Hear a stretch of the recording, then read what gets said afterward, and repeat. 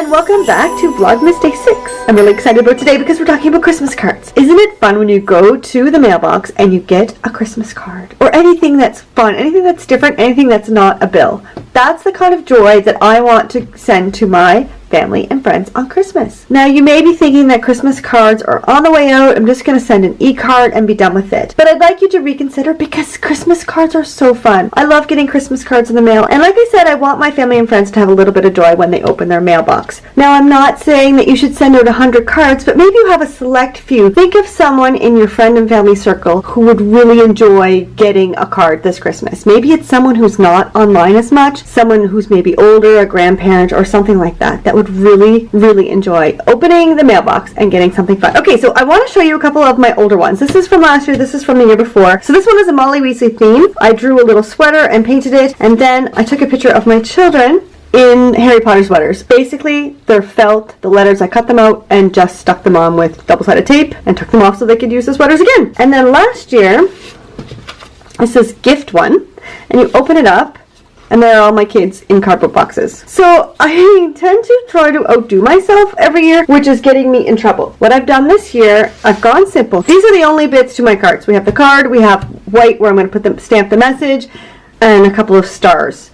The photo I don't want to show you yet because it's a bit of a surprise. But I will tell you that it is a castle where they filmed how to fly broomsticks in Harry Potter. Yes, we're going back with the Harry Potter theme. Stay tuned to Christmas Day. I'll post it then. Okay, so let's say that you want to do Christmas cards. You don't have to do this many. Let's say you're doing 10, 15, or whatever. That's a good number to start. You want to keep it simple. You don't have to make them. You can buy a box of cards if you have some people on your list who you think would really enjoy getting an actual card in the actual mail with a stamp and an envelope and not by email. So what are some ways to keep it simple? This is pretty complicated. It took me a long time, but I like to sit down. It helps me to wind down and go slow during the Christmas rush. So I get to sit and relax and craft, which is what I like to do best. But how can you keep it simple? So one, you can buy your cards, like I said before, which makes it super simple because you don't have to do anything except open the box. Don't write a letter, or if you do, just make it super short. Like all I do is, I didn't even write it with my hand last year. I typed it in, but in this one, I had typed in Weasley and then crossed out and put our name. So keep your message short and sweet, and get help. If you're making a lot, get your children, grandchildren, a neighborhood teenager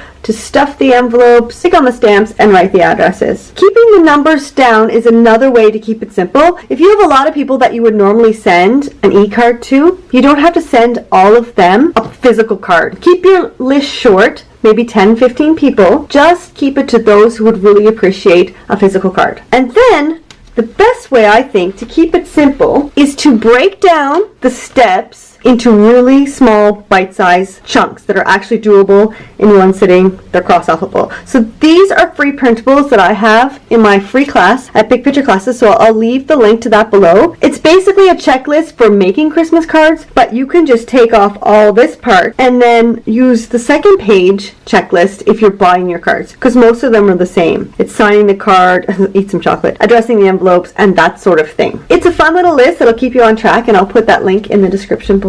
If you watched my very first Vlogmas, I said that I was going to go live on Thursdays, but I forgot that today was a holiday and that my children were home. And so I said, it's probably not a good idea to go live when they're here because you never know what would happen. And it's a good thing I decided not to because a couple fights have broken out since I've started this video. I'm going to stop there. I'm going to really encourage you to go at least buy some cards, if not make some. You have lots of time left before they need to be sent. Go buy 5, 10, even 15, 20, 50, whatever you have time for, and make someone happy when they open their mailbox as we get close to Christmas. Come back tomorrow because we have another Plan Your 2019 episode. I really love this series and I'm hoping you're liking it as well. I'll put the link to that series below, the playlist and the playlist for all the Vlogmas. So check those out. Come back tomorrow. And don't forget to subscribe so that you will know when the next video is up. Give this one a big thumbs up and I will see you tomorrow. Have a fantastic day and happy planning.